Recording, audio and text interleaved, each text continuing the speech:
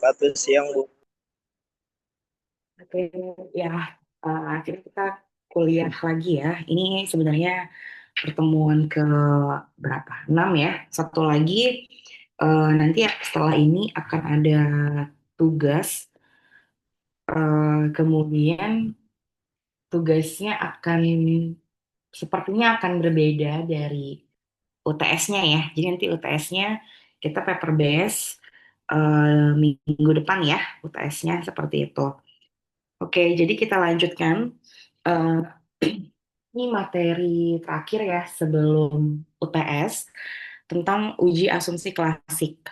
Di awal saya sudah menjelaskan ya, kita sudah belajar mengenai hmm, bagaimana supaya yang namanya model itu bagus ya. Masih ingat dengan Blue Best Linear Unbiased Estimator? Di situ ada bagaimana sebuah model itu bisa dikatakan model yang baik jika model tersebut telah lulus 10 dari yang disyaratkan oleh Blue tadi. Nah, namun yang sekarang ini kita nggak akan bahas satu persatu ya. Karena kalau misalnya kalian flashback ke materinya, itu kita nggak perlu cek satu persatu untuk uji asumsi klasik. Jadi yang perlu kita uji itu hanya ada 4 nantinya, ya. Oke, yang pertama ada uji normalitas atau normality. Yang kedua ada uji multikolinearitas atau multikolinearity, ada perovskidasticity, dan ada autocorrelation. Jadi keempat uji asumsi klasik ini saya tekankan ya kepada kalian bahwa ini bukan sembarang sekedar template uji. Pokoknya kalau misalnya skripsi nih atau penelitian harus masukin semuanya. Enggak, tergantung dari tujuan penelitian kalian ya. Oke, sebelum kita bahas satu persatu, saya mau kalian untuk mereview. Apakah kalian sudah mengetahui ketiga perbedaan dari ketiga jenis data ini? Ada data cross section, data time series, dan data panel. Apakah kalian sudah mengetahui perbedaannya?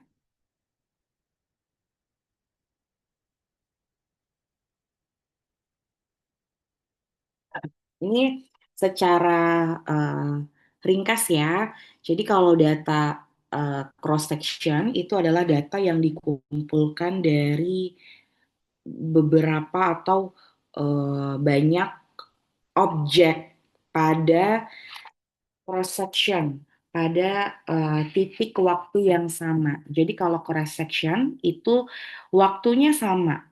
Ya, misal saya mau meneliti tentang inflasi di Indonesia, inflasi di kabupaten dan kota di Indonesia tahun 2024 ya. Nah, berarti itu kan waktunya sama, 2024. Tapi terdiri atas banyak objek kabupaten dan kota se-Indonesia. Ya, itu ada berapa tuh kabupaten dan kota? Mungkin ada sekitar 500-an. Begitu ya, itu kalau cross section. Jadi banyak objek, tapi waktunya sama. Nah, dia kebalikan sama time series. Kalau data time series, itu data yang diamati, itu hanya satu objek, tapi waktunya banyak. Ya, jadi misalnya saya mau menghitung inflasi, eh, inflasi dan misalnya nilai tukar ya. Nilai tukar di Indonesia gitu ya, Indonesia terhadap US dollar misalnya sepanjang tahun 1980 sampai 2000. Yang saya teliti itu hanya satu objeknya di Indonesia kan, tapi panjang waktunya, banyak waktunya. Bisa dipahami sampai sini dan nggak cuma tahun ya, bisa mungkin tipe datanya itu quarter, monthly, ya bulanan, per triwulan, per tahun. dan seterusnya. Oke, kalau data panel itu gabungan keduanya, gabungan cross section dan time series. Paling gampang tuh gitu ngingetnya. Jadi saya mau misalnya meneliti tentang eh, GDP, GDP regional ya, PDRB namanya, pendapatan domestik regional bruto di kabupaten dan kota di Indonesia. Objeknya banyak ya, oke, kabupaten kota selama tahun 2010-2020. Jadi panjang tuh, ada 11 tahun, 2010 sampai 2020. Jadi gabungan antara keduanya. Oke, dapat ya key pointnya ya. Sebelum kita masuk ke uji normality, multicollinearity, heteros, dan autocore. Oke, sampai sini untuk ketiga jenis data ini ada pertanyaan. Kalau tidak ada, kita mulai masuk ke materi ya. Oke, masih sama, menggunakan referensi yang sama. Boleh kalian dibaca di bagian uji asumsi klasik ya, classical assumption theory. Uh, Oke, jadi itulah uji asumsi klasik itu kita butuhkan, ya. Kenapa kita butuhkan? Karena itu adalah syarat statistik kalau kita mau menggunakan model OLS, ya, ordinary least square. Masih ingat ya, ordinary least square itu di mana sebuah model yang persamaannya itu tujuannya untuk meminimalkan kuadrat error. Jadi kita berharap bahwa eh, error dari model kita itu kecil ya, jadi paling kecil. Nah ini model OLS ini bisa dikatakan baik, bisa dikatakan blue, oke, jika memenuhi asumsi-asumsi yang 10 itu ya. Nah tapi kita nggak perlu uji satu persatu. Oke, nah ini ada 4 yang harus kita uji. Karena uji yang lainnya tuh dia sudah automatically ya. Jadi yang perlu kita uji atau yang perlu kita running itu adalah uji normalitas, uji autokorelasi, uji multikolinearitas, dan uji heteroskedastisitas. Kalian boleh sambil baca-baca pengertiannya.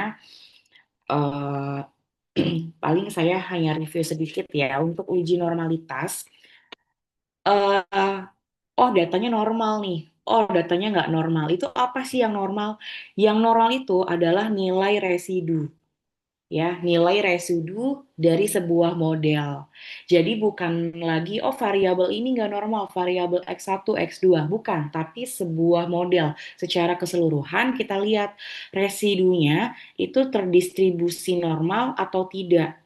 Nah, model regresi yang baik, dikatakan baik, jika nilai residunya itu terdistribusi normal, ya, ada di sekitaran yang garis diagonal itu ya. Jadi bisa kalian ingat mungkin ya gambarnya kalau uji normalitas tuh seperti eh, dia titik-titik si residual itu dia mengitari atau mengikuti pola dari garis diagonal itu ya yang 45 derajat. Nah, jadi normalitas itu nggak dilakukan untuk setiap variabel, tapi langsung aja kalian buat untuk model secara kesatuan atau keseluruhan. Nah, jadi gitu ya. Jadi eh, pengertiannya berbeda ya. Kayak kalau misalnya dibilang uji normalitas, berarti ini uji untuk keseluruhan model, bukan uji untuk variabel X1, X2 ataupun Y misalnya.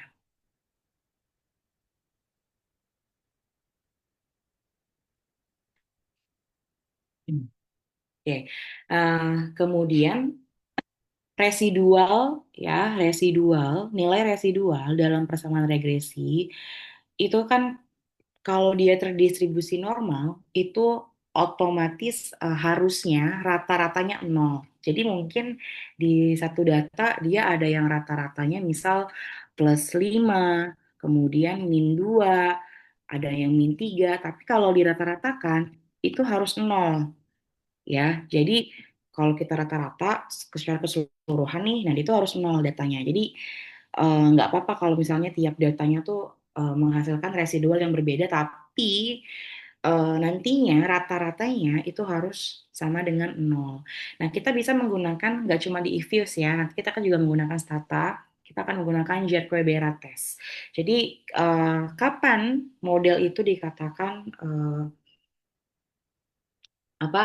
dikatakan terdistribusi normal itu ketika nilai atau uji probabilitasnya atau probability-nya itu lebih dari 0,05 ya, maka residunya akan berdistribusi normal. Oke. Nah, ini ada metode lain. Kita bisa melihat kalau secara visual, ini kan bisa secara visual, bisa secara statistik. Ya, kalau pakai visual itu kita bisa menggunakan histogram. Jadi kita lihat apa namanya secara gambar ya atau visualnya ini bagaimana nih eh, namanya skew ya atau kecenderungan dari eh, data apa dari model kita ya hasil observe kita apakah cenderung kiri cenderung kanan atau dia eh, set di tengah ya seperti apa. Nah, bisa juga pakai normal p-plot atau kiki ya, kiki besar, kiki. Kemudian untuk yang statistik kita bisa pakai nomor 3 atau nomor 7. Nah, kenapa dikatakan tidak ada metode terbaik? Kalau misalnya tanya, Ibu kita pakai yang mana dong berarti? Kita pakai histogram, normal, chi-square atau apa? Jadi sebenarnya tidak ada metode terbaik atau paling tepat ya. Jadi itu semua ini bisa kamu pakai sah-sah aja mau pakai yang mana gitu ya karena kadang beda metode uji tapi jarang juga terjadi sih. Bisa jadi ada perubahan perubahannya atau perbedaannya nggak signifikan ya. Artinya kalau misalnya kita pakai histogram nggak normal, tiba-tiba pakai normal p-plot itu jadi normal, aneh juga ya. Biasanya sih sama ya mereka semua. Eh, Kalau normal ya normal gitu distribusinya. Nah, ini mungkin kita bisa langsung lihat ya, kalau misalnya menggunakan histogram atau tabel atau graf Kiki ya, atau p-plot. Ini kalau pakai histogram, ini kan kalau kita lihat ini terdistribusi normal yang atas, meskipun dia masih agak condong ke kiri ya, skew-nya dia agak ke kiri. Artinya data banyak yang tinggi itu variannya di sebelah kiri ya. Tapi kalau kita lihat sama yang bawah, ini kan dia non normali ya. Ini sangat timpang sekali datanya ya. Ini numpuk di sebelah kiri, tapi ada outlier juga di sebelah kanan nih. Ini kan kosong nih di 50 tiba-tiba ada lagi datanya masuk. Kita bisa lihat ya, nih ada lagi datanya di eh, titik 60 ini ya. Nah, ini yang sebelah kanan kalau kita menggunakan p-plot atau tabel Kiki ya. Ini kita lihat nih. Ini tabel apa titik plotnya. Kita bisa lihat ini kan kalau yang atas dia meskipun ya ada yang eh, kenapa ada yang di atas tapi kan dia secara tren dia tuh mengikuti pola dari garis diagonal ini beda sama yang bawah dia sangat jauh menyimpangnya ya bisa dilihat. Oke, jadi kalian maksudnya dari visual saja kalian sudah bisa menganalisis ini datanya terdistribusi normal atau tidak ya, residualnya seperti itu. Nah, itu untuk uji normalitas.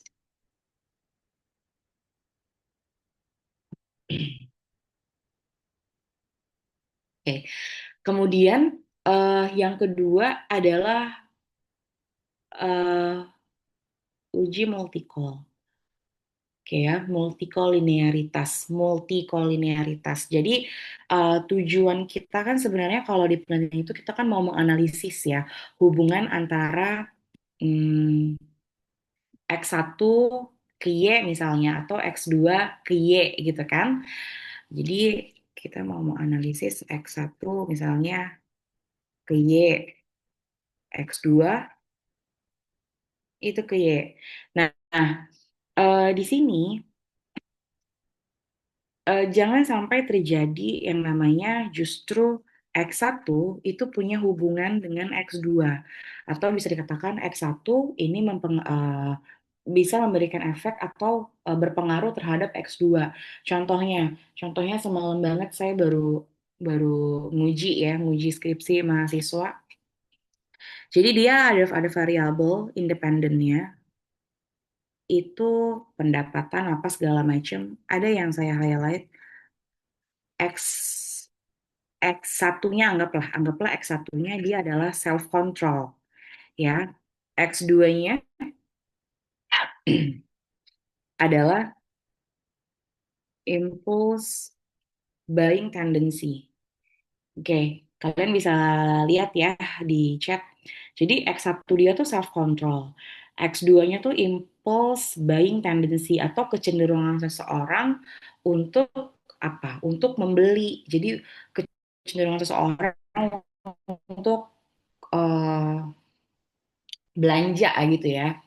Nah, ini kan sama-sama X ya, maksudnya di apa? Independen ya, variabel independen atau penjelas. Kebetulan Y-nya tuh apa ya? Y-nya tuh saving behavior. Jadi dia sebenarnya mau menganalisis atau mengangkat isu tentang saving behavior. Nah, mau analisisnya itu apakah faktor self control dan impulse buying tendency itu bisa berpengaruh terhadap saving. Nah, tapi harus hati-hati di sini. Self control itu kan juga bisa mempengaruhi kecenderungan seseorang untuk belanja. Kalau self controlnya nggak bagus, otomatis kan dia kecenderungan dia untuk belanja kan juga tinggi ya. Nah, jadi seperti itu. Jadi mm, gambaran dari multikolineritas itu seperti itu. Nah, efeknya apa? Kenapa kita harus jaga? Nantinya eh, efek atau pengaruh dari X1 ataupun X2 ke Y itu jadi lemah karena mereka punya hubungan di belakang. Paham ya? Kalau kayak gitu kita ngapain meneliti X1 dan X2 ke Y? Kenapa kita nggak X1 ke X2 aja gitu? X2-nya jadi Y misalnya. Seperti itu ya. Bisa dipahami, makanya kenapa kita nggak boleh dalam persamaan kita tuh nggak boleh ada multikolineritas. Atau kalau ini kan bisa ya, gampang ya, kan? Maksudnya kalian pahami dengan logika. Misalnya yang lebih ekonomi misalnya. Hmm, pengaruh apa ya? eh Misalnya GDP. X satunya misalnya hmm,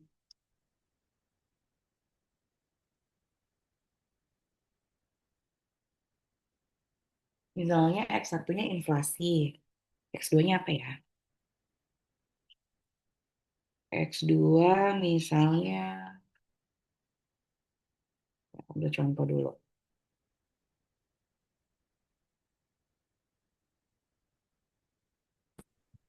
X 2 misalnya ekspor gitu ya. X 3 misalnya, sorry, Y-nya misalnya GDP.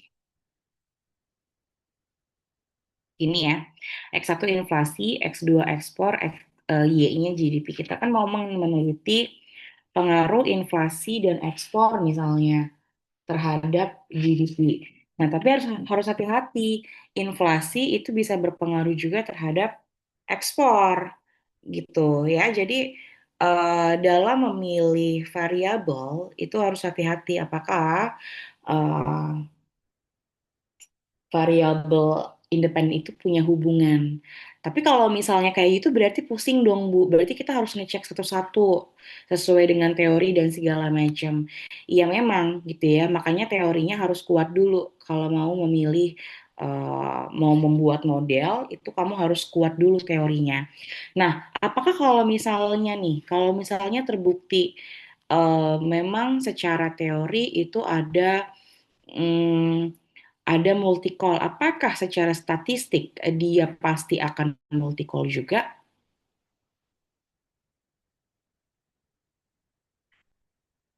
Pasti nggak kalau misalnya secara teori ini dia tuh multi-call. Tapi apakah secara statistik nantinya dia akan muncul masalah multi-call? Belum tentu, makanya perlu kita uji ya, seperti itu. Nah,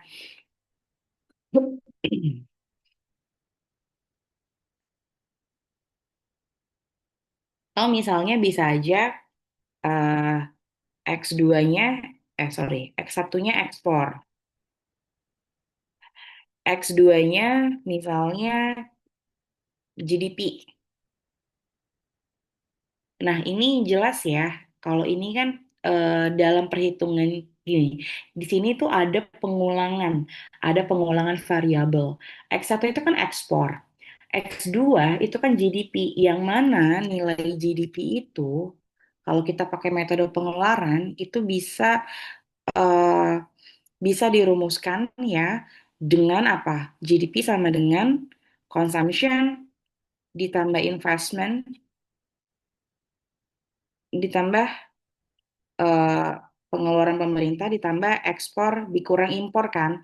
Ada di situ di dalam GDP ada variabel ekspor. Artinya di sini variabel ekspor itu diulang dua kali ya. Jadi secara implisit X2 di sini itu sudah mengandung ekspor. Nah, itu juga hati-hati kemungkinan akan terjadi multi-call. Makanya perlu kita uji ya.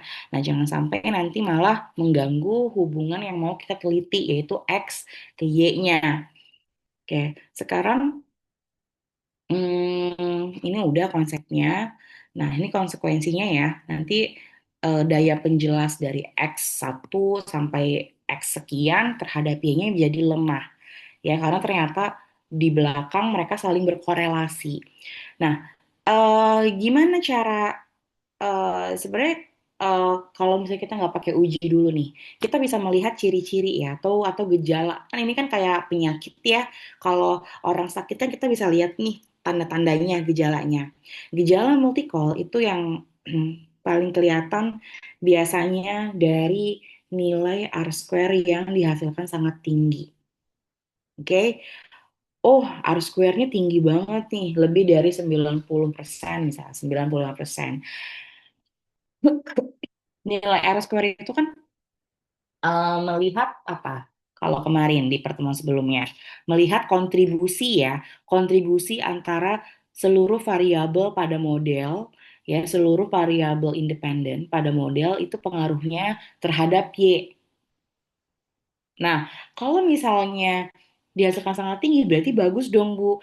Iya, bagus. Berarti kalau misalnya kita lihat secara statistik, bagus karena model kita bagus nih. Berarti eh, variabel Y ini bisa dijelaskan oleh variabel-variabel independen yang kita pilih dalam model.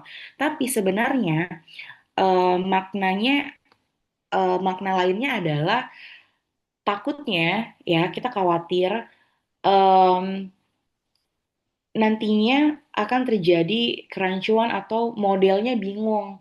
Dia bingung membedakan X1 dan X2, jadi dianggap satu kesatuan. Makanya tinggi R square-nya. Oke ya, jadi dianggap satu gitu. Karena dia gagal atau bingung modelnya. Ya, karena melihat mungkin pola datanya sama dan seterusnya ya. Jadi seperti itu. Kemudian yang kedua, secara individu nantinya variabel-variabel independen itu banyak yang nggak signifikan. Oh, ini kenapa nih nggak signifikan mempengaruhi variabel Y-nya? Ya karena tadi, karena kemungkinan ada multi-call. Jadi itu gejala-gejalanya ya. Itu gejala atau indikator awal kalau kita mau screening. Oh, ini bisa jadi ada multi-call gitu ya. Nah, itu harus hati-hati di situ.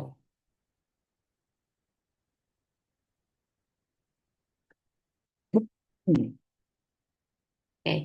Nah, em, sekarang kita mau menguji secara statistik gitu ya. Nah, kita bisa menggunakan yang namanya VIF atau tolerance. Ya, VIF atau variance inflation factor. Jadi VIF itu mengukur seberapa besar sih variabel independen itu berkorelasi satu sama lain. Ya, jadi kayak berapa besar nih apa namanya penyakitnya ini tuh berapa parah gitu ya ibaratnya. Ini berapa parah nih penyakit. Dia tahu nih ada multi-call, terus dihitung berapa parah nih hubungan mereka itu gitu ya. Nah, kemudian kalau tolerance itu kebalikan dari VIF. Tolerance itu menunjukkan nilai yang murni ya. Jadi nilai yang belum terkontaminasi oleh adanya multi-call. Jadi kebalikannya VIF. Nah, kita mengharapkan hmm, nilai VIF eh ini nih kriterianya ya. VIF kurang dari 10 berarti menunjukkan tidak ada multikolinearitas. Berarti kita eh, mengharapkan nilai VIF-nya kecil ya. Kalau bisa mendekati satu satu deh. Karena kalau sudah di atas 5 meskipun masih di bawah 10 tapi udah ada tuh gejala-gejalanya tuh. Ya, meskipun secara statistik masih oke. Oke.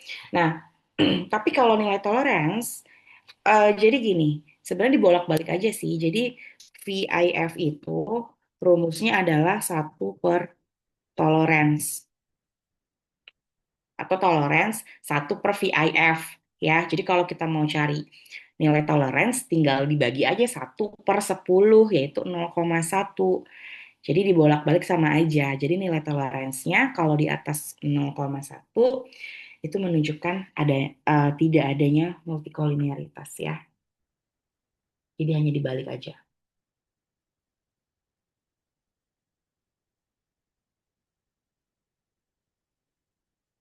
Jadi si toleransi ini sebenarnya ingin menunjukkan eh, apa nilai-nilai yang masih masih pure gitu ya, yang masih belum terkontaminasi tadi. Oke.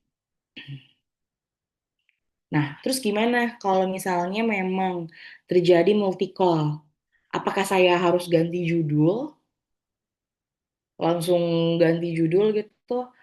Em, Oke, sebenarnya kamu bisa melakukan cara-cara ini ya. Jadi cara yang pertama sebenarnya itu tuh kayak udah cara terakhir banget kalau saya ya. Biasanya masih saya pertahankan variabelnya, tapi ditransformasi variabel yang menghadapi multikolinearitas. Ditransformasi misalkan kita ubah datanya jadi bentuk logaritma, bentuk len, ya, atau bentuk pangkat atau apa kayak gitu. Ya, kita ubah misalnya GDP jadi learn GDP gitu. Itu bisa seperti itu ya. Em, tapi itu juga ada caranya ya. Kita belum belajar ke sana. Atau kita tambah datanya, tambah sampel, tambah objek, tambah tahun ya. Atau ubah jadi ke data panel. Kenapa orang tuh lebih seneng panel data? Ya tergantung tadi ya, tergantung tujuan penelitian satu. Tapi memang paling minim untuk menghadapi masalah-masalah kayak multi-call, heteros, dan seterusnya itu dia paling aman sih, paling paling secure. Walaupun tidak menutup kemungkinan ya, tidak menutup kemungkinan bahwa masalah ini atau penyakit ini masih bisa muncul. Nah, tapi kalau misalnya udah dilakukan beberapa cara atau semua cara kita sudah mentok, ternyata hasil dari uji multi-call itu masih menunjukkan adanya multi-call, kita bisa mendrop variabel yang berkorelasi. Kayak tadi misalnya self-control sama impulse buying. Ganti deh salah satu, self-control misalnya diganti jadi apa gitu ya. Jadi variabel lain tapi yang relevan harus ngalah salah satu. Karena kalau enggak nanti bisa mempengaruhi modal kamu nggak signifikan. Nggak lulus, ya nggak lulus asumsi multi-call. Jadi nggak blue lagi, ya. Kayak seperti itu. Ini untuk yang multi-call. Sampai sini ada pertanyaan untuk normalitas dan multi-call.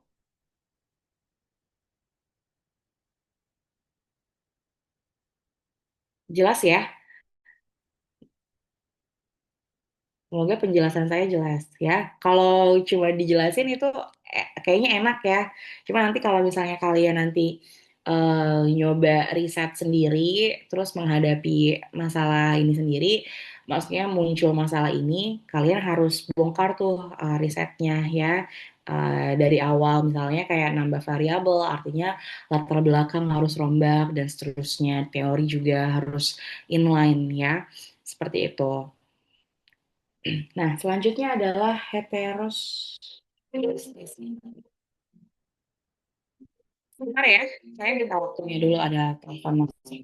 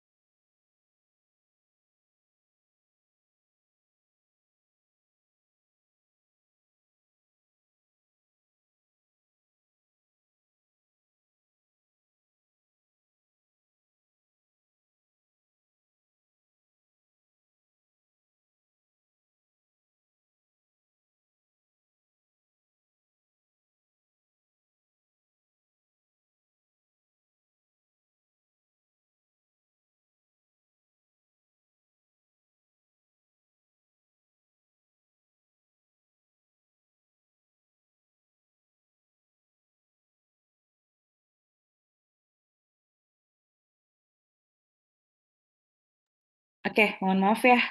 Kita lanjut. Oke, selanjutnya untuk heteroskedastisitas. Hmm, jadi eh, heteroskedastisitas itu kita melihat juga nilai residu lagi-lagi ya. Kita melihat apakah ya nilai residu antara satu observe dan observe yang lain itu tidak ada eh, perbedaan yang tidak ada perbedaan yang tidak sama, ya. Jadi sama semua gitu ya, homos. Kita berharapnya homos skedasticity. Kalau misalnya ada perbedaan yang nggak sama, maksudnya jangan bingung ya, ada perbedaan yang tidak sama. Perbedaan kan pasti nggak sama, tapi maksudnya perbedaannya itu nggak sama antar satu residu dengan residu lain. Ini kalau kita lihat nih di gambarnya ya, ini kan ada perbedaan. Kan dalam pengamatan kita kan tujuan OLS itu kan meminimalkan apa tadi? Kuadrat error terkecil. Oke? Kuadrat error terkecil. Nah, selisihnya itu ya, residunya itu em, kita harus lihat nih, apakah kalau yang atas ini kan homoskedasticity ya. Bisa dilihat aja nih dari secara visualnya, dia perbedaannya sama ya. Perbedaannya sama nih, yang gambar ini. Oke, tapi kalau yang ini, wah ada yang bentuknya apa namanya eh, sempit ya, ada yang sangat landai seperti itu untuk perbedaannya. Jadi diharapkan nilai residu dari pengamatan itu satu dan lainnya dia sifatnya sama, variansnya sama ya, homoskedasticity. Nah, data bukan data. eh Apa ya? Masalah heteros ini itu paling sering dihadapi sama time series dan cross section. Makanya saya bilang tadi, kenapa orang maksudnya suka data panel karena paling minim lah resiko yang namanya heteros gitu-gitu ya. Jadi kayak aman lah gitu ya. Walaupun tidak menutup kemungkinan ya, tapi kecil kemungkinannya untuk dapat masalah-masalah kayak gitu. Tapi kalau misalnya data kamu cross section, apalagi time series, ya, kamu harus siap untuk uji heterokedastisitas ini.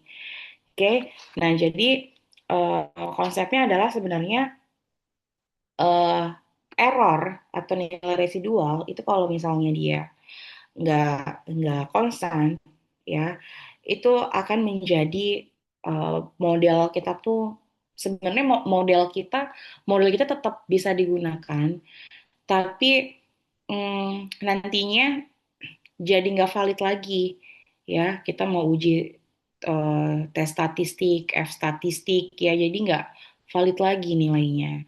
Nah, nilai dari eh, residual ini ya, semakin besar nilai variabel independen, misal kita bicara income, GDP, semakin tinggi GDP-nya atau income-nya, eh, resiko atau chance untuk nilai errornya itu atau residunya semakin besar, itu semakin peluangnya semakin eh, besar juga gitu ya. Nah, tapi kalau misalnya kita tambah eh, kalau misalnya kita tambah waktunya, nah itu kesalahannya juga bisa bertambah besar. Jadi artinya semakin panjang waktunya ya, semakin eh, kemudian semakin besar nilai variabel independen, nah itu bisa meningkatkan chance untuk masalah heteros ini.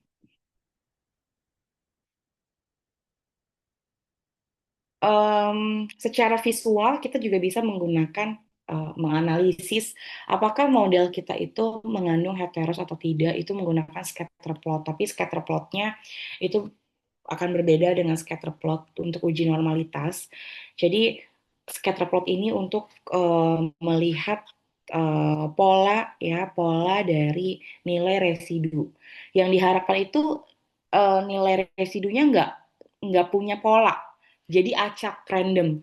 Jadi nggak punya pola ya, nggak berkumpul di tengah, nggak menyempit, nggak memperbesar, eh, nggak membentuk slop apapun gitu ya. Jadi dia random, acak. Nah, itu yang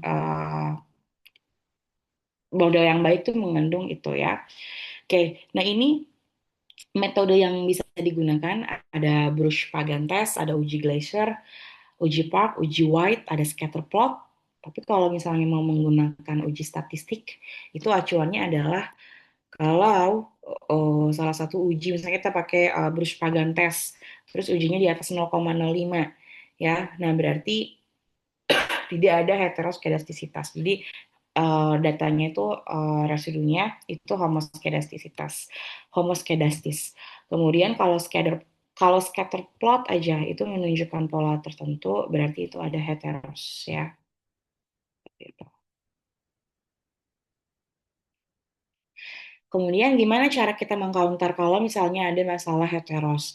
Yang pertama, nanti ketika kalian regresi, itu pakai tools misalnya kayak Stata, itu kalian pakai robust standard error. Jadi robust ya, artinya robust tuh maksudnya hmm, robust tuh apa ya bahasa Indonesia-nya? Robust artinya kokoh ya, kokoh, strong gitu. Jadi kalau pakai robust tuh model kalian tuh mau kalian otak-atik mau tambah variabel apa segala macam itu dia udah robust ya. Ketika ada perubahan pun nggak terlalu signifikan. Jadi menggunakan robust standard error. Atau yang kedua kalian bisa ubah bentuk model persamaan ya. Bentuk model persamaan bisa ditransform juga. Transform nih ditransform model persamaannya jadi bentuk len semua ya. Nah, atau tambah variabel independen yang relevan. Kalau misalnya masih ada heteros, tambah lagi variabel independen. Ya, jadi semakin banyak sebenarnya ya mengurangi chance itu. Oke. Kemudian tambah data sama kayak tadi, tambah tahun, tambah sampel ya. Kemudian atau ubah jadi panel data, oke. Atau yang lebih advance, ini kita nggak belajar, tapi ini untuk kalian tahu, kalian bisa pakai weighted least square ya dengan pembobotan. Jadi nanti variabel-variabelnya itu akan dibagi oleh si errornya gitu ya. Jadi dengan pembobotan weighted least square. Tapi kita nggak belajar itu ya. Maksudnya untuk S1 cukup sampai kalian bisa transform logaritma aja itu udah uh, very very good banget ya gitu. Nah, kemudian yang terakhir setelah ini kita akan ini ya akan uji coba pakai Stata ya.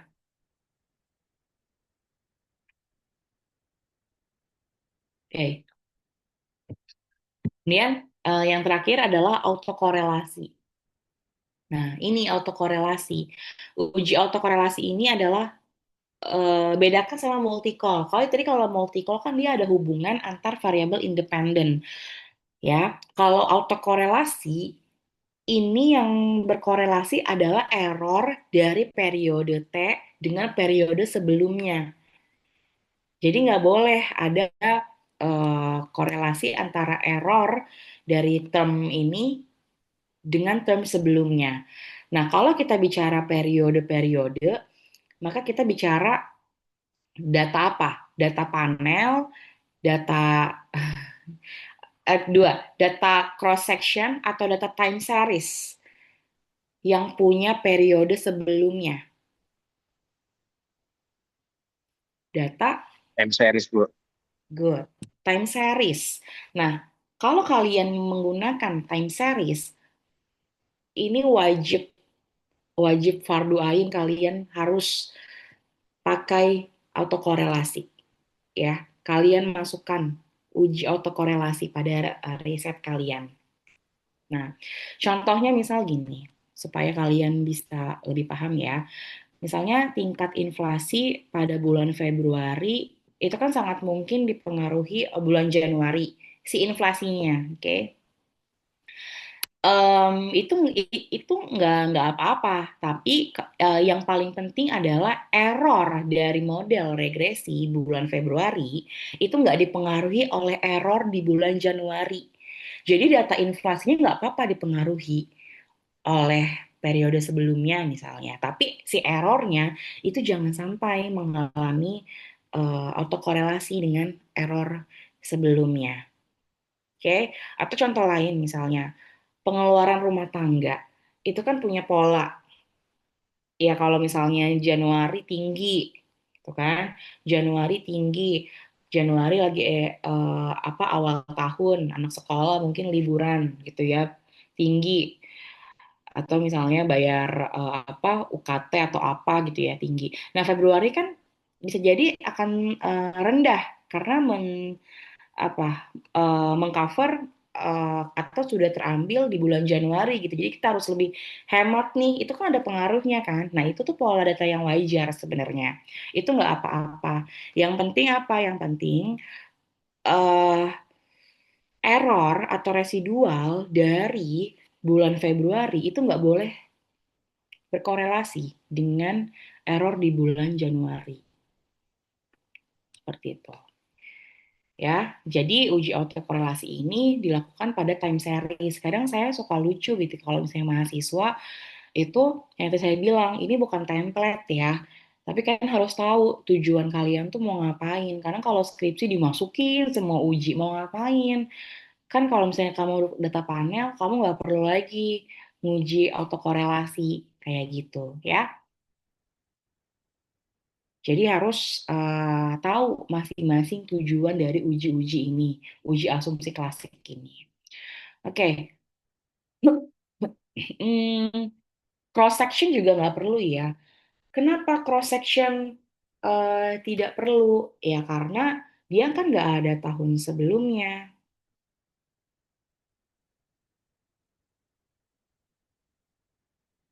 atau tidak ada periode sebelumnya gitu. Jadi tidak perlu dilakukan uji autokorelasi pada cross section. Pokoknya kalau time series aja ya. Kalau panel lebih aman lagi ya. Oke. Nah, ini kalau misalnya autokorelasi positif ya, kalau nilai DW-nya di bawah DL ya ini ada hipotesis ya di sini antara DU eh, sampai 4 min DU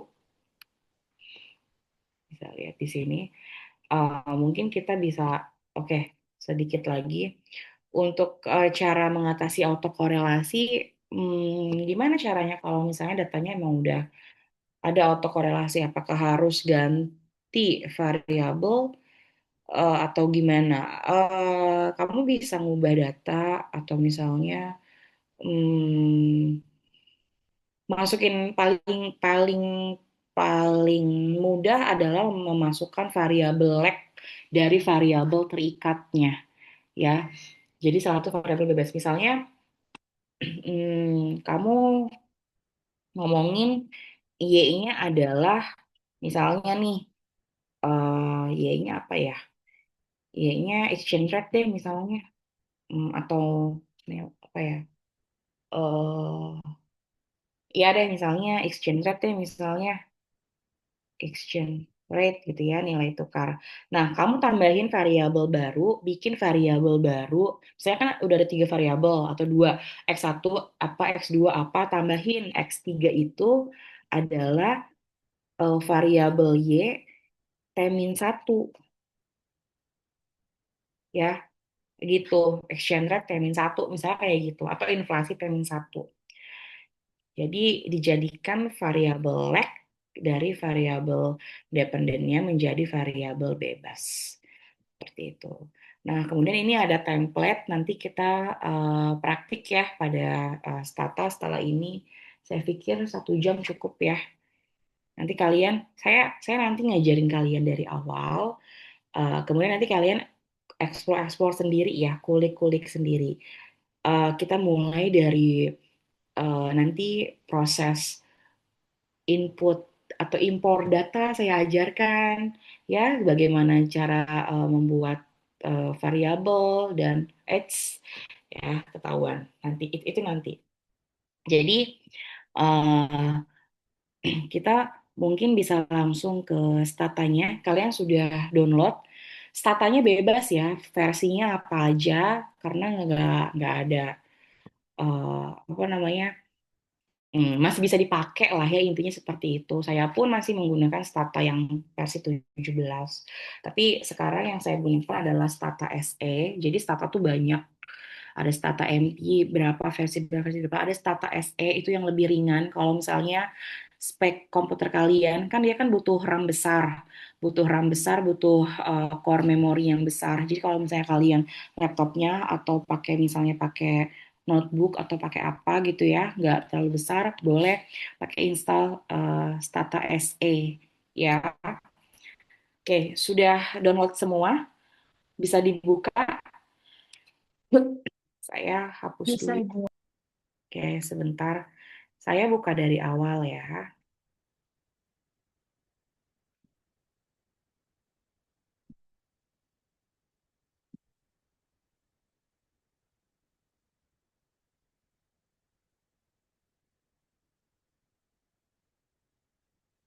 Maaf Ibu, saya laptopnya lagi rusak. Kebetulan saya lagi di kampus, jadi saya berdua sama Deva Ibu. Apakah tidak apa-apa Ibu?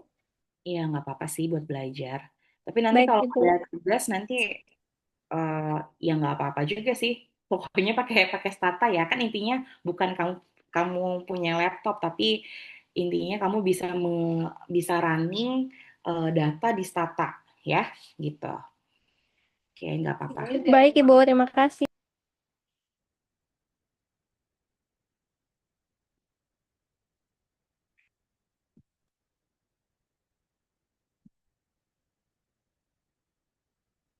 Bentar.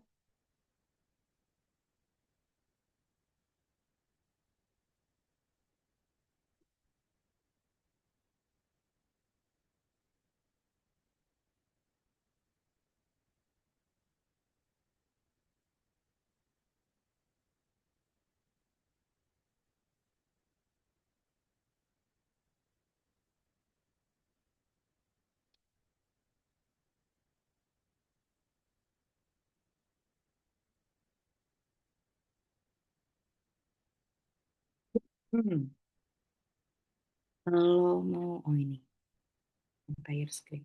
Set, tunjukkan.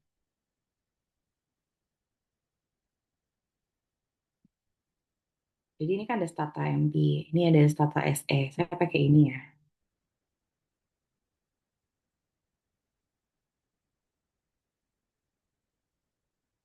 Oke, sudah kelihatan semuanya? Sudah. Sudah ya. Hmm, Sama nggak tampilannya? Sama Ibu. Sama ya. Jadi ini datanya masih kosong ya. Masih kosong.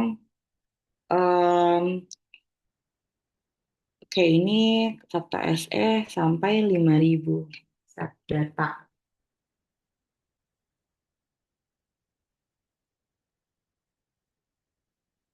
Oke, kita mulai. Jadi kalau misalnya kita mau apa namanya?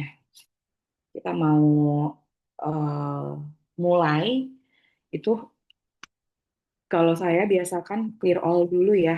Ya walaupun datanya benar-benar kosong gitu. Jadi biar nggak ada sisa-sisa dari mungkin pernah running atau apa. Jadi di clear all dulu.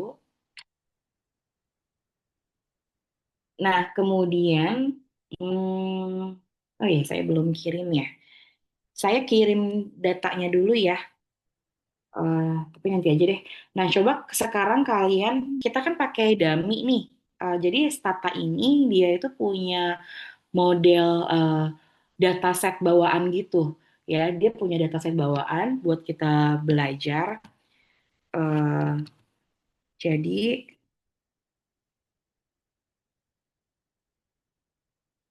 kalian ketikkan psi sus sisius ya, sisius live x, diketik dulu. Iya, ini jendela yang bawah ini tuh komen ya. Kita tuh bisa eh, apa? hmm, Bisa kasih instruksi ke Stata gitu ya, di Stata lewat ini Windows yang bawah ini. Apa sih namanya, kotak ya, kotak dialog ya. Nih, coba kalian ketik tuh di situ. Sudah? Nah, nanti kalau misalnya hmm, dia berhasil, nanti kita enter kan. Tuh, dia akan muncul life expectancy tahun 98. Jadi ini adalah data tentang angka harapan hidup, angka harapan hidup ya. Nah, ini kalau berhasil dia datanya begini ya, yang atas nih. Tuh, artinya ini sukses ya. Nggak ada yang merah-merah, biasanya ada merah-merah kayak gitu ya kalau misalnya tidak. Oke, sudah di enter. Nah, sekarang kita mau lihat datanya. Datanya di mana sih? Kita ketik browse. Browse. Oke, langsung muncul.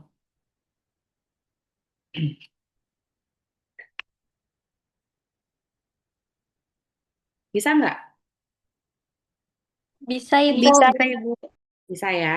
Oke, browse. Nah, inilah datanya. Nah, kalau misalnya kalian eh, bingung, ini ada di mana?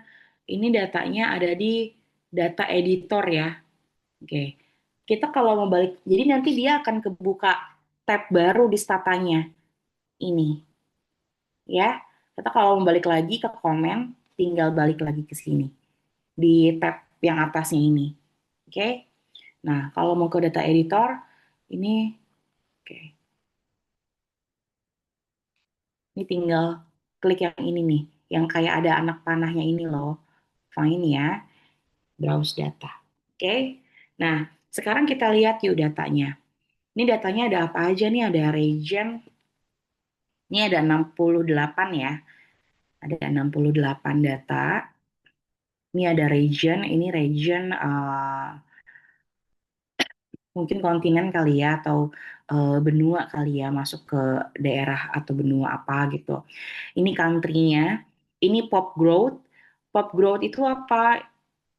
Pertumbuhan populasi ya. Ini life. Ini life expectancy, angka harapan hidup. Ini GNP ya, GNP per country. Oh, ini GNP PC kayaknya per kapita ya, PC per kapita. Ini safe water. Nah, ini safe water ini kan ada yang kita perhatikan. Ini ada data yang warnanya ini warna-warni kan ya. Nah, ini yang berwarna putih datanya. Ini kalau di atas kalian udah tahu ya, ini kan namanya adalah nama variabel yang di atas. Region, country, pop growth, LXP, GNPPC, Safe Water. Nah, ini kan nama variabel, oke? Nah, ini data yang di region sama country, dia kan berwarna nih, warna biru, warna kuning, atau warna apapun mungkin di gambar di stata kalian. Ini merupakan data string. Apa itu data string?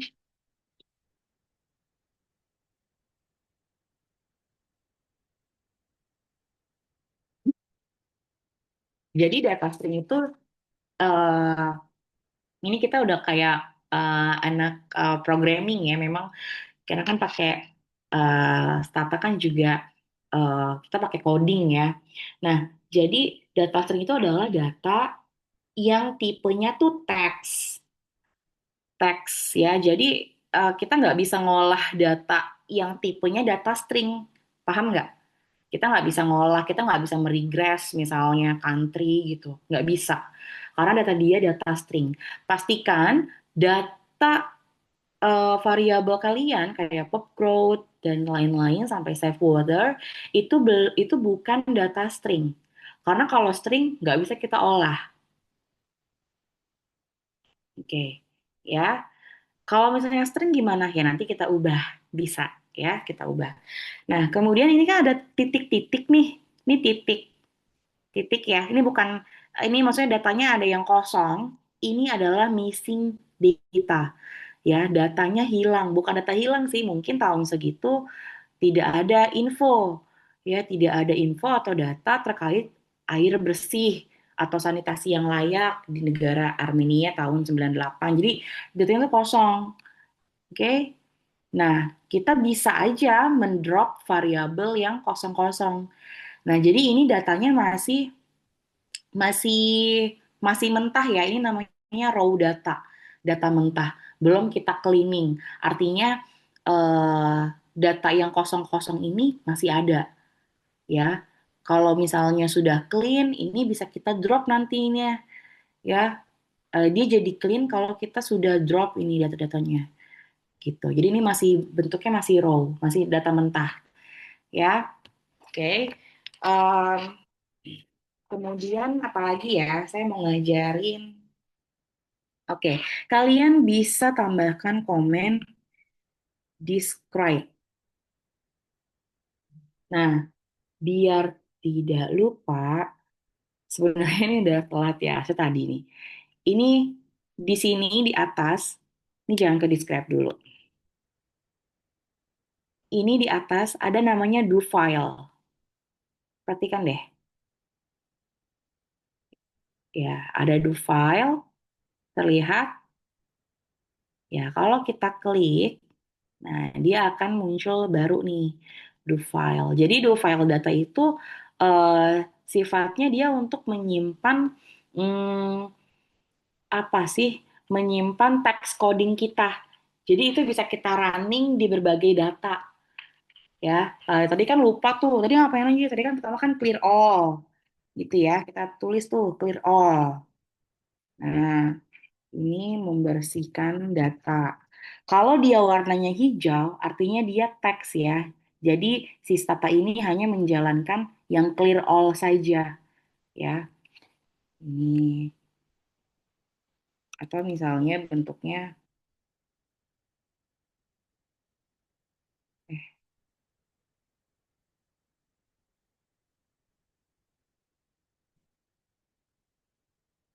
ini aja deh. Oke ya, tadi kan clear all. Terus tadi live X ya. Terus ketiga tadi browse, di browse ya, browsing untuk melihat datanya ya. Ini untuk eh size Celsius life ekspektasi ini hmm, memanggil data ya. Apa sih namanya? Meminta dataset ya, meminta dataset life expectancy. Nah, browse itu untuk melihat data. Oke? Nah, sekarang saya mau ajarkan lagi. Selanjutnya adalah des, eh, describe ya, describe. Bisa dex or dex kayak gini atau kalian tulis lengkap describe, menunjukkan struktur data. Jadi nanti ini bisa kamu simpan ya, describe. Oke. Eh, Nih kita mau lihat datanya di komen, ketik describe, enter.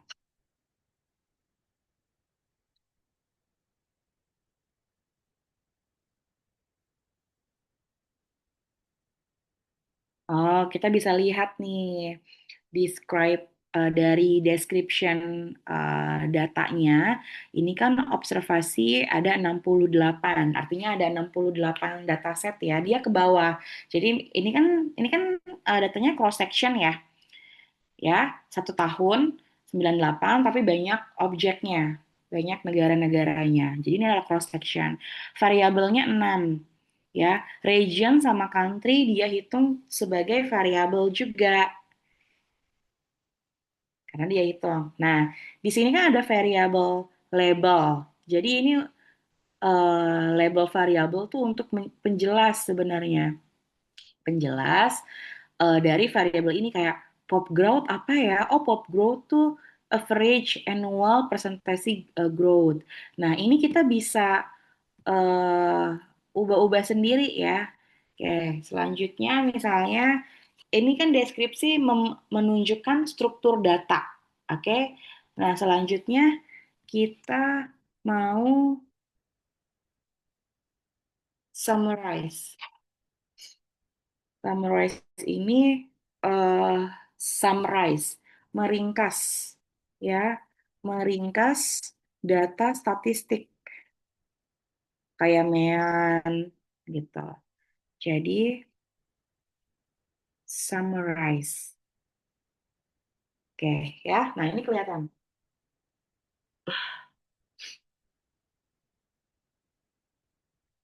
Nah, ini bisa kelihatan summarize, fokus di variabel 3 aja nih yang 4 ya, pop growth 68, meannya 0,97 sekian. Ini standar deviasi, ada nilai minimal, ada nilai maksimum. Jadi kita bisa melihat apa deskripsi data secara statistik ya. Oke, sampai sini bisa ngikutin ya. Nah, kemudian saya mau ajarkan kalian, kalau misalnya kita mau tambah variabel, bisa nggak? Bisa. Kita pakai generate ya untuk menambah variabel ya. Kita pakai gen. Atau kalau kalian mau panjang, generate ya, generate. Tapi cukup pakai gen aja. Gen, misalnya kalian mau pakai data apa? Nambah data apa ya? Hmm, oh, misalnya ini kan GNP per kapita ya. GNP per kapita. Nah, saya mau tahu ini apa? Oh, pop growth tuh average annual presentation growth. Oke. Hmm. Misal saya mau buat eh, logaritma deh ya. Jadi gen ln ln underscore GNP ini adalah nama variabel yang baru, variabel yang mau saya buat ya. Jadi saya mau buat gen variabel learn GNP, GNP PC itu sama dengan eh, log logaritma dari variabel GNP PC. Oke, coba ya. Saya belum coba soalnya. Kita coba dulu, bisa nggak? Oke, bisa ya. Nah, nanti ketika kamu misalnya browse, kita browse lagi, berhasil nggak? Dia udah ada nih variabel baru di sini, learn GNPPC. Jadi kalau mau tambah variabel, pakai apa? Pakai gen. Ya, jadi kamu nggak perlu ubah atau nggak perlu bikin dulu detailnya di Excel gitu atau gimana, nggak cukup di sini ya. Sampai sini bisa ngikutin? Bisa, Ibu. Bisa gampang ya? Si gampang. Oke, sekarang saya mau kasih pengertian, pengertian. Label, label variabel yang baru tadi. Label var, label var-nya, biar nggak bolak-balik ya. Label var, label variabel tadi learn ini,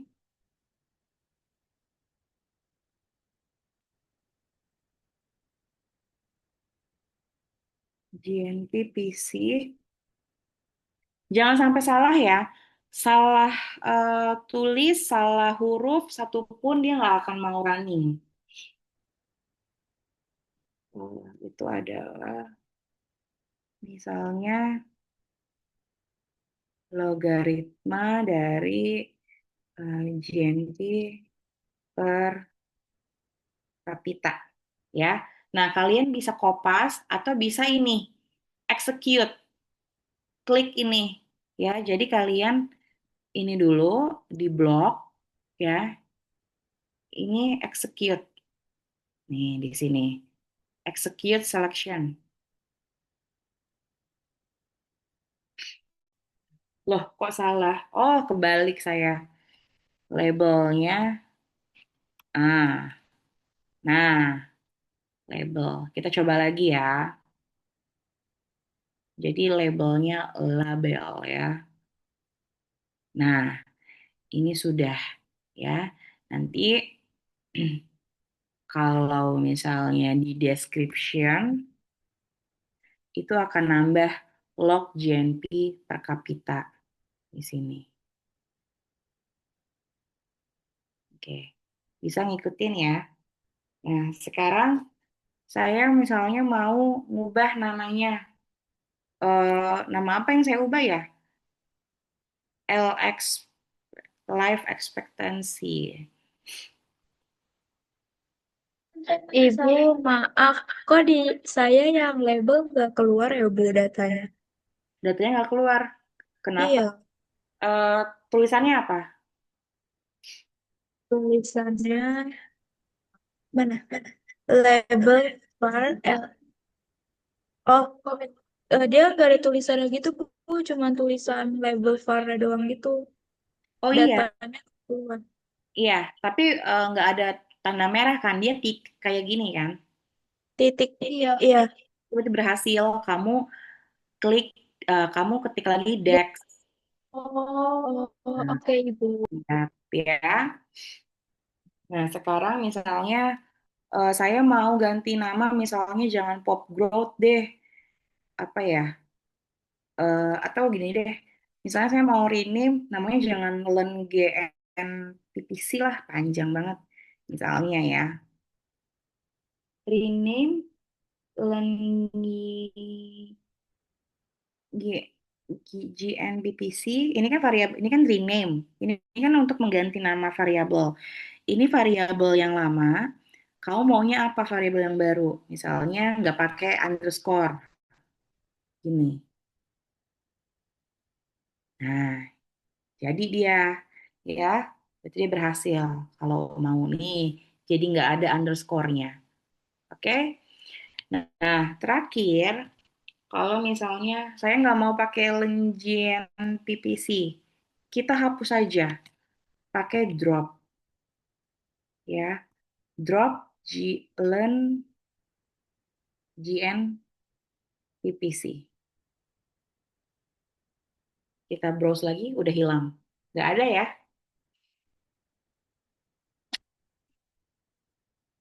Oke. Kemudian, ini kan ada data yang titik-titik ya.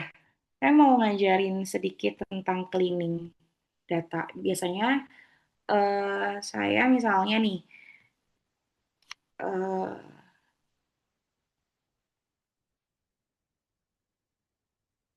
ya, hmm, drop if, tunggu, drop save water if, ya jadi kalau misalnya datanya itu titik, dia akan terhapus save waternya. Jadi hanya menyisakan save water yang ada datanya. Kayak gitu ya. Ini pakai drop, tapi saya nggak akan lakukan. Jadi biarin aja dulu.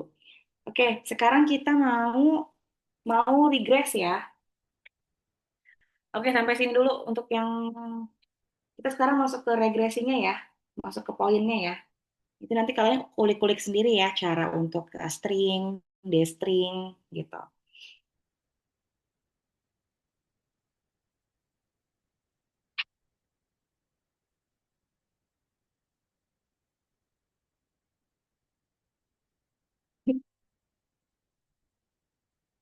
Oke, kita pakai rect ya.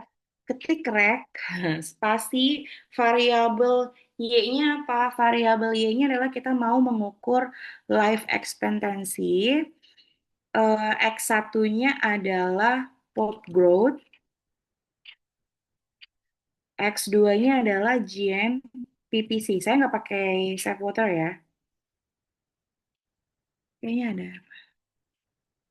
Oke, rect. Oke, begini ya. Oke, coba kita regress ya. Oke, keluar ya. Hasil regresinya keluar. Sudah? Sudah Ibu. Sudah Sudah. Ibu. Oke. Nah, ini hasil regresinya kan keluar ya. Ini ada nilai koefisien dari ini konstanta. Jadi kalau kita mau buat eh, persamaan itu 70 sorry, Y sama dengan gitu ya. Y sama dengan 70,67 sekian. Oke, ini kan positif ditambah misalnya X1-nya pop growth ditambah minus ya, berarti minus 0,98 sekian plus 0,000 sekian. Itu kalau plus error ya. Gitu. Nah, itu kalau mau bikin persamaan modelnya. Nah, sekarang kita lihat ini number observasinya ada 63. Artinya ada 5 data yang missing ya. Berarti datanya ada yang nggak ada tuh. Dia hanya meregress yang datanya lengkap ya. Oke, jadi variabelnya ini ada dua, ada 60 yang diobserve, probability-nya, ini R square-nya. Nah, R square-nya ini adalah 0,546 ya, atau 54 berarti kedua variabel ini bisa menjelaskan life expectancy ya, angka harapan hidup. Nah, apa itu adjusted R square? Biasanya yang digunakan untuk dua variabel atau lebih jika menggunakan stata itu seringkali adalah yang adjusted. Kenapa? Karena kalau R square aja, eh, R square ini hmm, secara konsep dia betul ya, dia memang sebenarnya sama aja sih. Cuma kalau yang R square ini nilainya akan meningkat seiring dengan peningkatan variabel independen. Betul nggak ya? Coba kita misalnya tambahkan safe water ya, misalnya.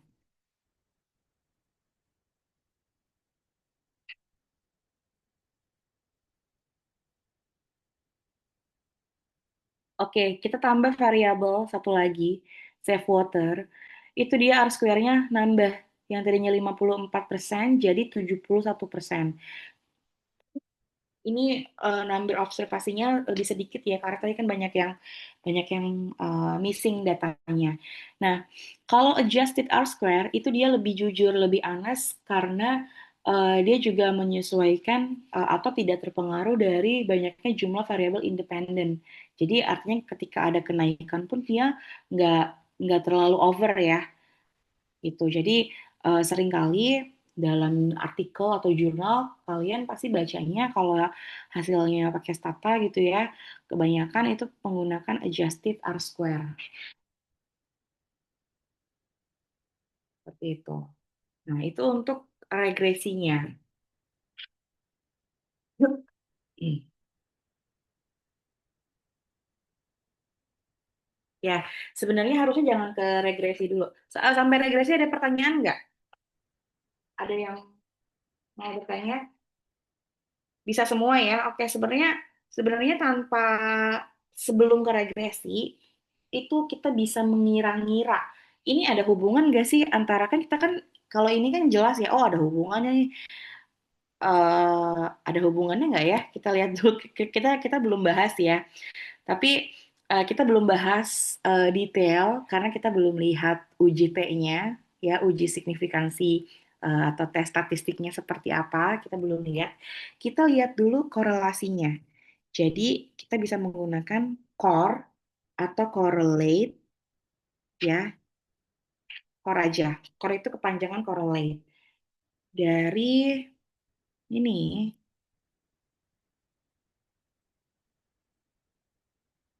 hubungan antara Y, X1 dan X2. Oh, ternyata kalau misalnya kita lihat nih secara kasar dulu ya, ini kan baru melihat korelasi eh, apa dari luar gitu ya, kita bisa lihat bahwa oh ini eh, pop growth-nya, pertumbuhan populasi, pertumbuhan penduduk kata per tahunnya itu memiliki pengaruh terhadap life expectancy ya. hubungannya negatif. Oke. Hmm, bisa terlihat seperti ini. Ini juga hubungannya apa? Positif antara GNP per kapita terhadap L life expectancy. Nah, kita juga bisa melihat nih kemungkinan apakah ada multi-call nggak sih? Kita bisa lihat nih hubungan antara variabel independennya. Ini kan GNPPC ke pop growth ya. Ini kan 0,35 ya. Ya, artinya bisa juga sih mempengaruhi, tapi lebih kecil daripada pengaruh dari si pop growth ataupun GNPPC ke life expectancy. Harusnya aman. Nah, itu kalau kita mau lihat. Sekarang kita mau tadi yang namanya scatter plot, tapi scatter plotnya ini hubungan antara kalau kita mau lihat scatter plot, kita harus pisahkan hubungan Y sama X1 dan Y sama X2. Jadi scatter Y-nya apa tadi? Y-nya life expectancy pop growth ya. Dia akan muncul. Oh, oke, saya salah tulis ya. Kurang satu, dia nggak mau kalau kurang satu. Nah, kita bisa melihat nih hubungan antara life expectancy sama average annual growth ya, scatter. Nah, lihat nih ya, seperti ini. Jadi eh, hubungannya kita bisa, bukan hubungan, polanya kita bisa lihat ya, dia cenderung ke kanan bawah walaupun di sini dia agak berapa ya, eh, berkumpul, cenderung berkumpul di sini ya. Nah, artinya yang penduduk dengan country ya tahun 98 dengan pertumbuhan penduduk ya, itu di bawah. Oh, ini ada outlier namanya ya. Di bawah, di antara 0 sampai 1 ya, atau yang ini kan negatif, itu cenderung lebih tinggi life expectancy-nya. Tapi pertumbuhan penduduk yang besar gitu ya, yang tinggi, nah itu angka harapan hidupnya lebih rendah ya kalau kita lihat dari sini hubungannya. Jadi gitu ya. Atau yang kedua kita lihat scatter LXP dikali tadi GNP PC. Kita bisa lihat nih, oh yang GNP, yang country dengan GNP per kapitanya tinggi, itu cenderung tinggi juga ya, cenderung tinggi life expectancy-nya. Nah, ini kita bisa lihat nih ada semacam pola ya, semacam pola. Meskipun nah ini negara, wah ini ada outlier juga. Negara dengan GNP per kapita rendah atau negara miskin gitu ya. Ini life expectancy-nya lebih rendah gitu. Oke, ya begitu. Sekarang kita mau coba yang uji-uji asumsi klasik ya.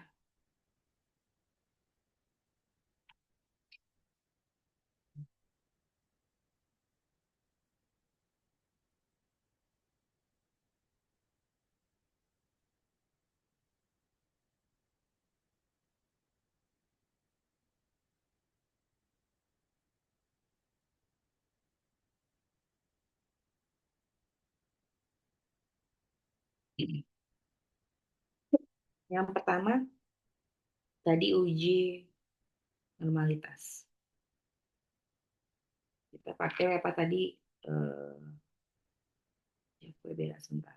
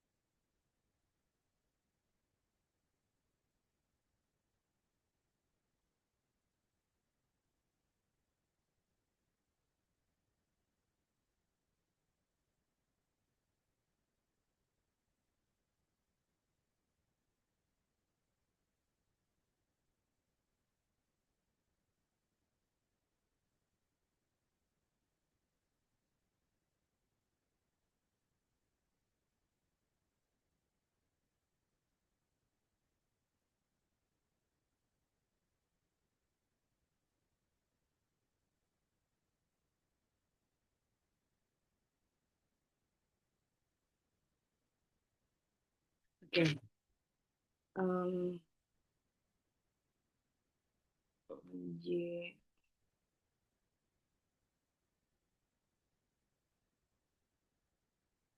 normalitas. Em, kita pertama saya ulang lagi ya dari regresi eh, life expectancy, GNPPC sama pop growth. Oke. Nah, ini sudah nih.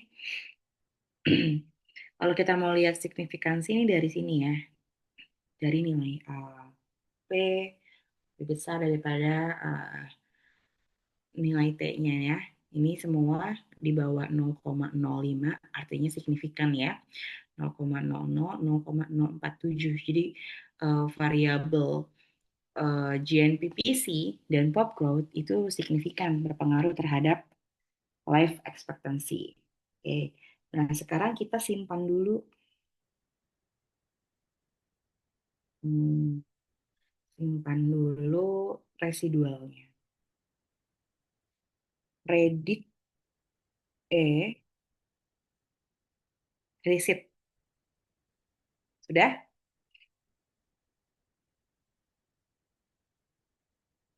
Oke, sudah disimpan. Nah, tadi kan caranya banyak nih. Kita mau pakai yang mana? Mau pakai yang histogram tadi bisa. Pakai Sapiro Wheel bisa. Pakai Skewness sama Kertasis bisa. Ya. Nah, kita misalnya mau coba pakai histogram dulu. Histogram normal. Ya. Nah, kita lihat di sini.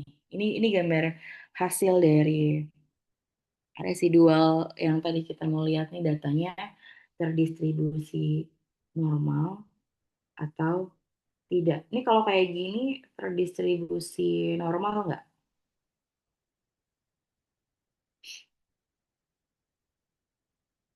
Normal tapi condong kanan nih, Bu. Normal tapi condong kanan. Ada lagi-lagi ada outlier ya.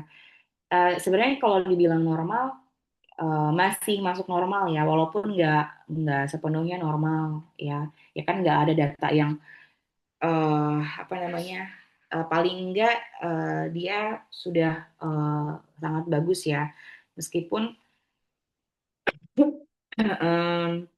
kalau kita lihat skew itu apa ya ekor ya skew-nya tuh di kiri jadi dia condong kanan jadi ada kayak tailnya panjang sebelah kiri gitu nah ini ada outlier nah ini yang merusak normalitas nih ini ya yang ya jadi ini outlier gitu. Jadi nggak normal sempurna, tapi masih bisa kita bilang kalau ini normal ya. Nah, meskipun dia nggak normal sempurna, tapi data ini masih oke. Kenapa? Karena kita punya dataset yang cukup. Kita punya 63 observasi. Makanya kan kalau misalnya kamu neliti apa segala macam kan minimal 30 yaitu untuk menghindari case-case yang seperti ini ya, distribusi normal salah satunya ya seperti itu. Oke. Em,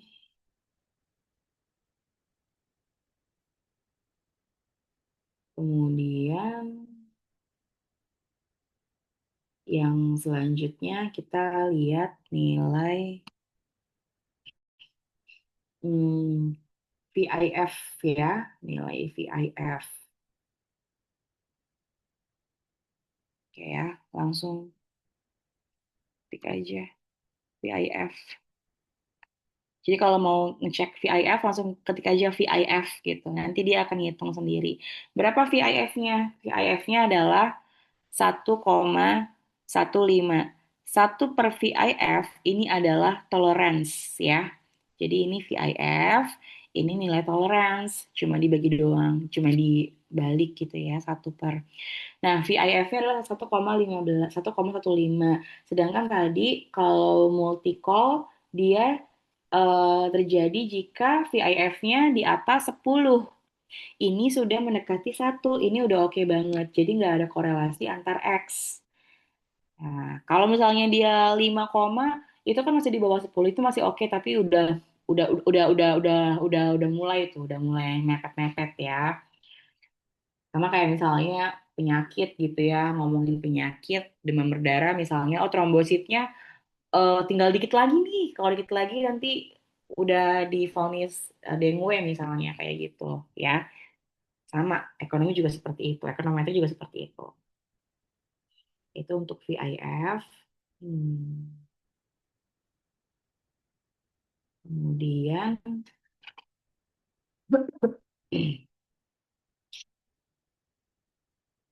kita mau coba heteroskedastisitas ya. Estat hetes ya. Estat hetes. T-nya dua ya, hetes. Ini.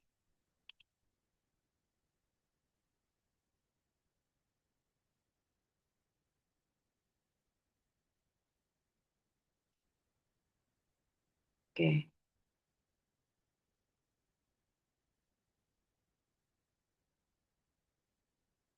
Hipotesis awal kan model kita tidak ada apa? Tidak ada hmm, tidak ada heteroskedastisitas ya. Jadi varians dari si residual itu konstan kan, nggak ada perbedaan yang berbeda, gitu. Nggak ada perbedaan yang berbeda ya. Nah, H1-nya itu adalah ada heteroskedastisitas. Di sini kan nilai P value ini kita fokus ke sini ya, 0,0077 ya. P value dia di bawah 0,05. Harusnya kan dia kan di 0,05. Harusnya kan dia kan di atas 0,05. Berarti ini terjadi heteros ya. Jadi heteros kan kalau dia di atas 0,05. Nah, karena dia masih di bawah, jadi dia ada heteros ya. Jadi bisa dikatakan bahwa di model ini variance errornya itu ternyata nggak sama, nggak homos ya. Jadi ada asumsi klasik yang dilanggar. Nah, jadi yang tadi kalau misalnya heteros terjadi, nanti uji T sama uji F-nya itu bisa menyesatkan ya. Jadi nggak valid lagi. Nah, ini berarti ini terbukti ada. Nah, solusinya kita bisa menggunakan robust standard error. Tinggal ditambahin aja di sininya, di regresinya, GNPPC, pop growth, ditambahkan robust. Ya,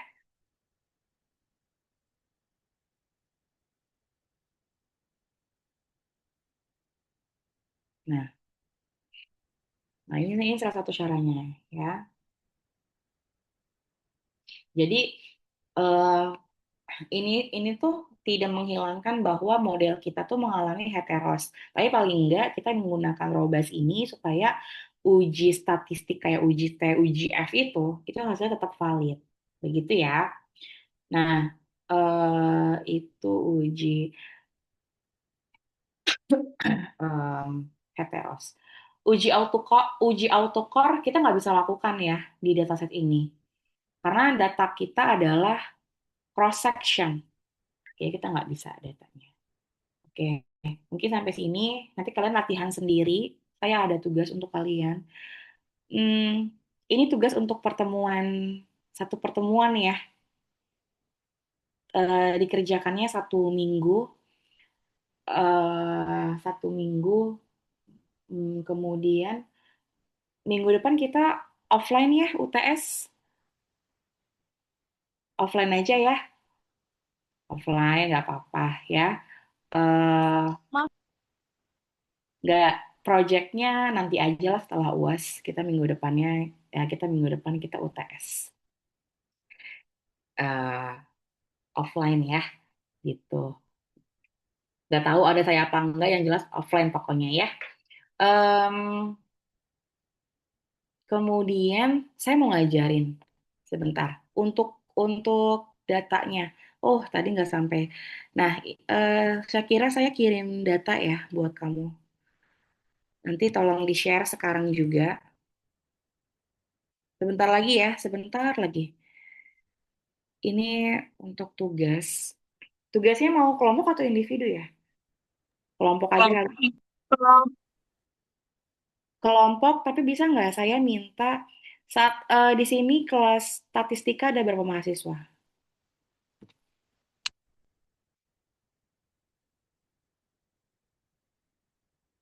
Ada berapa mahasiswa, Syakira? Total.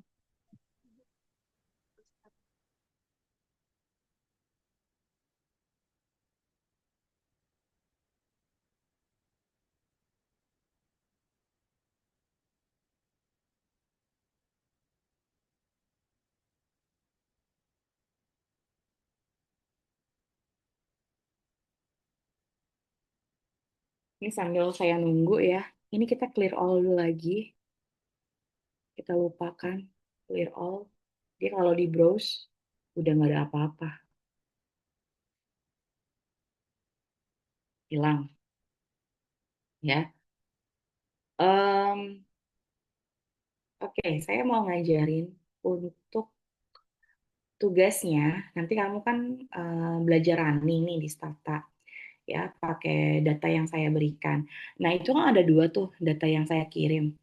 Itu ada itu isinya sama, cuma ada dua format. Ada XLSX, Excel, ada CSV atau comma separated values.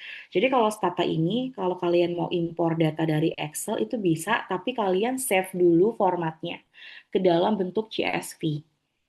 Ya, jadi dia nggak bisa bentuknya Excel, nggak mau ngebaca, bentuknya harus CSV. Ya, nah saya mau ngajarin cara kamu import data. Jadi kan ini kan udah clear all nih, clear all lagi, oke? Nah, pertama kamu harus pakai komen cd, cd, artinya adalah change directory. Jadi dia mengenali isi isi apa ya, isi library atau isi dokumen kalian di PC ya. Jadi CD dulu.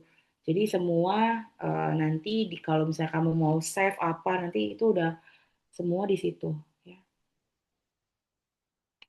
CD directory. Nah, ini tergantung dari kamu nyimpen file yang tadi saya kirim tuh di mana. Saya mau entire screen aja lah.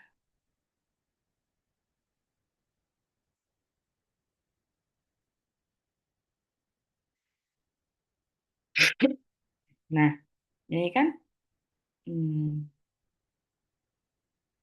saya kirim di sini. Ini kan saya kan taruh di sini ya, di CSV ini.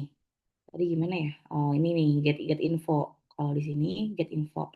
Oh, dia save-nya di sini di iCloud Drive lalalala gitu ya. Kayak kamu misalnya pakai Windows data D atau apa gitu ya, folder apa. Nanti ini di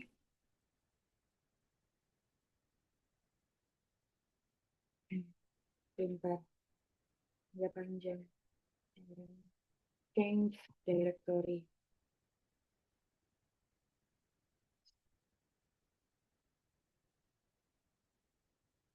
Kalau misalnya penjelasan saya kurang jelas, kalian bisa banget nonton di YouTube ya, banyak. Bukan saya yang jelasin, banyak tutorialnya. Em, sorry. Ini data penelitian tadi itu latihan CSV. Aduh,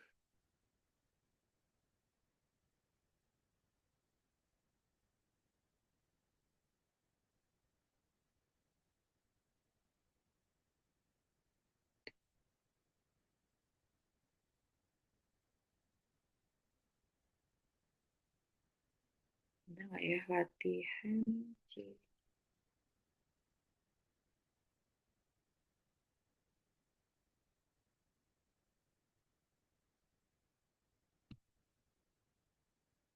Oh, pakai ini deh. Bentar ya. Kayaknya pakai ini. Oke. Oke, sebentar. Kita coba lagi.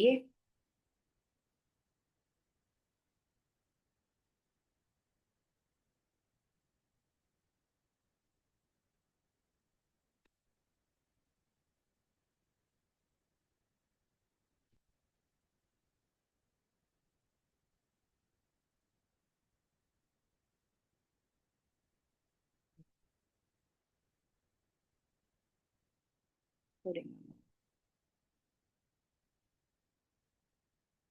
Oke. Kenapa dia nggak mau ya?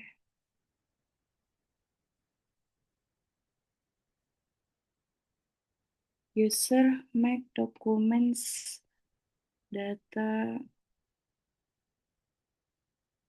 latihan CSV. Apa ya dia nggak mau ya? Oh, bayang. Oh, oke, oke, oke.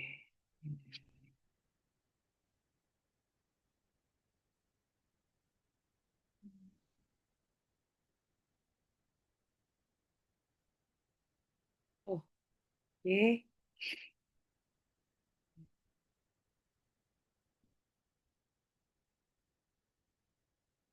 Nah, sorry. Ini ya. Jadi kalian tunjukin dulu kalian simpan filenya tuh di mana ya. CD, use apa gitu kan. Nah, simpan filenya di mana. Jadi dia tuh nanti kalau mau kalian mau save data apa segala macam dia akan nyimpen di folder ini ya. Nah, sekarang import datanya. Import delimited delimited. Tadi kan saya nyimpennya pakai nama latihan CSV.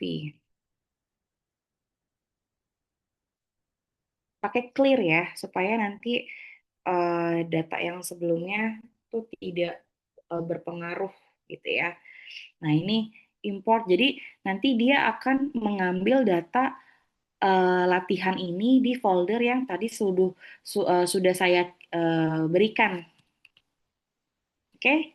Nah, coba ya kita browse. Tuh, dia udah ada muncul semua. Oke. Sampai sini ada pertanyaan? Nanti kalian begitu lagi ya, regresi, kemudian diuji asumsi klasik. Jangan lupa hasilnya, ini kan dapat hasil nih, kayak gini nih. Hasilnya nanti ini di blok, di copy, kirim ke mana ya? Kirim ke kalian tulis aja di Word. Mana Word saya? Bukan. Neng.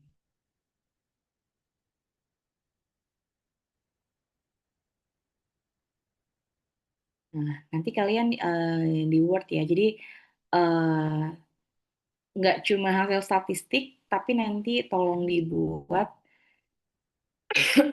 apa namanya penjelasannya. Kayak misalnya kayak tadi kenapa GMP bisa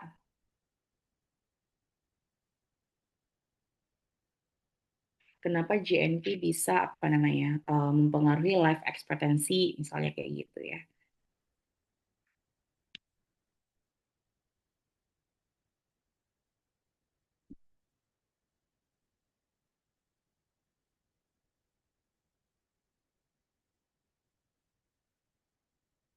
Oh my God, lama banget.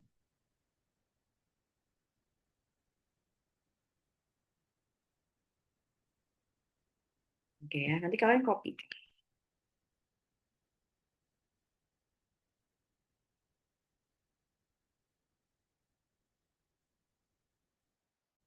Nah, nah ini kan berantakan.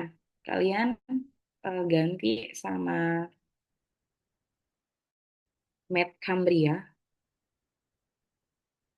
Cambria Med ya. Ukuran 9. Eh, kok dia nggak rapi?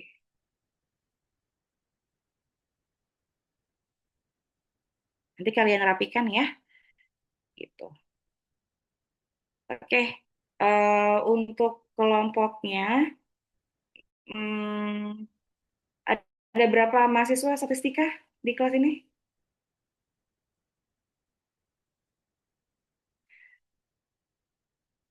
Kalau mahasiswa PA ada berapa?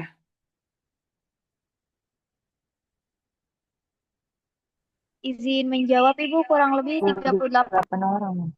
38. Statistika ada 12 ya, kalau nggak salah. Statistika 12. 12.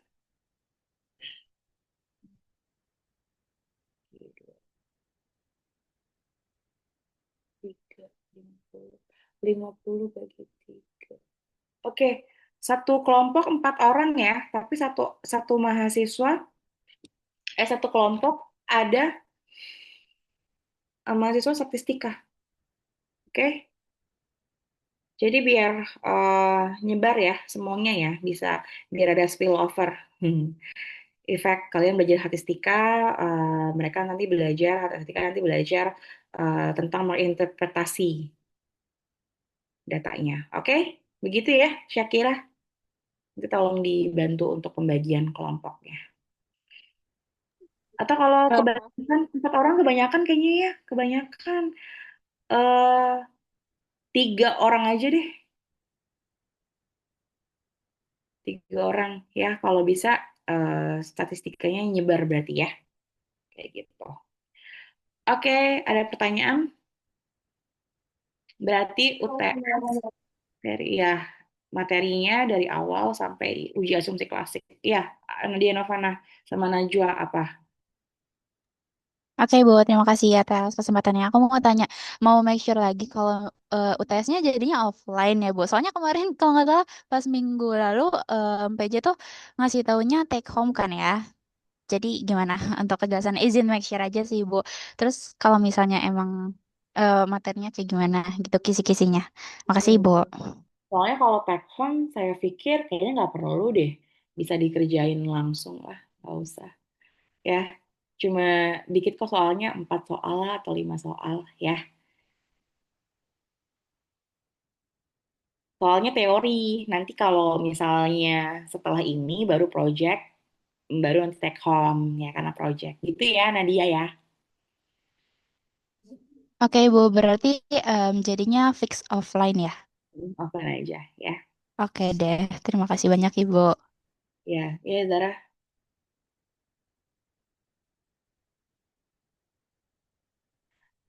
Ya, ya Zara silakan. Ibu izin tanya, berarti itu 334 atau 332 ya, Bu? Yang kelompok. Eh, 3 aja, 3, 3 orang. Berarti 3 dulu semua, baru sisanya itu 2 orang ya, Bu? Iya, ada yang berdua ya, nggak apa-apa ya. Yang berdua, eh, yang berdua diprioritasin ada anak statistik ya. Ibu, terima kasih. Oke, Eh, sebentar. Ibu izin tanya DL-nya kapan ya, Ibu? Jam berapa? Nah, ini Dan ya, jam jadwalnya berapa? setelah UTS aja ya. Iya, setelah UTS aja ya jadwalnya ya. Deadline-nya sekarang tanggal 29.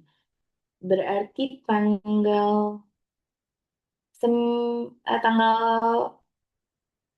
8, oke? 8 Mei.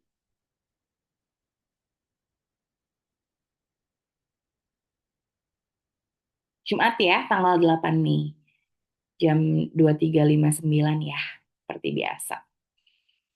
Oke, kalau gitu, kalau ada pertanyaan lagi, silahkan dikerjakan tugas kelompoknya. Kemudian sampai bertemu di minggu depan ya, kita ketemu lagi. Eh,